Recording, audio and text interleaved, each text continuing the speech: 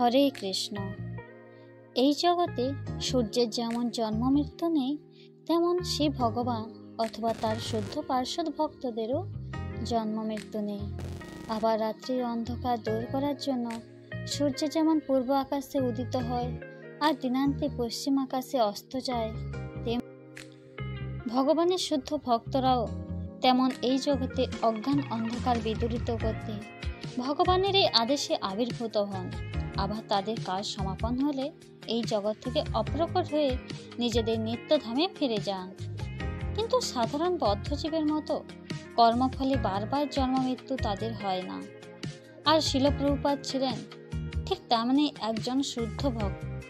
ঠিক যেমন 500 বছর আগে যখন এই সনাতন ধর্ম ভক্তিহীন ও শুষ্ক কর্মকাণ্ডীয় হয়ে উঠেছিল, তখন শ্রী অদ্বৈত আচার্যের কাতর ডাকে সাড়া দিয়ে ভগবান শ্রী গৌর সুন্দর অবতীর্ণ হয়েছিলেন। তেমনি ঊনবিংশ শতাব্দীর সন্ধিক্ষণে সনাতন বৈষ্ণব ধর্মের ইতিহাসে এক মহা সংকট উপস্থিত হয়েছিল। আর এই সময় শিক্ষিত সমাজও ধর্মের উপর আস্থা হারিয়ে নাস্তিক হয়ে উঠেছিল। সেই সময় শ্রেষ্ঠ বৈষ্ণব আচার্য কে ছিল জানেন? ছিল সচ্চিদানন্দ ভক্তিবিনোদ ঠাকুর। এরপর 1896 সালে 1 সেপ্টেম্বর জন্ম হলেন অভয়চরণ দে, যার পরবর্তীকালে নাম ছিল শিল অভয়চরণারবিন্দ ভক্তিবেদান্ত স্বামী প্রভু। তিনি আবির্ভূত হয়েছিলেন কলকাতায়। অভয়চরণের 151 নম্বর হ্যারিসন রোডের বাড়িটি ছিল উত্তর কলকাতায়। ওনার পিতা কে ছিল জানেন? ওনার পিতৃদেব ছিলেন শ্রীযুক্ত গৌরমোহন দে। তিনি ছিলেন একজন সচ্ছল সুবর্ণ বণিক। তিনি একটি কাপড়ের ব্যবসা করতেন। আর মায়ের নাম কি ছিল জানেন? রজনী দেবী।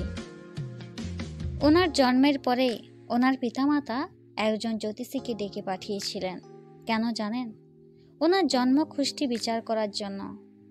আর সেই জ্যোতিষী এক বিশেষ ভবিষ্যৎবাণী করেছিলেন।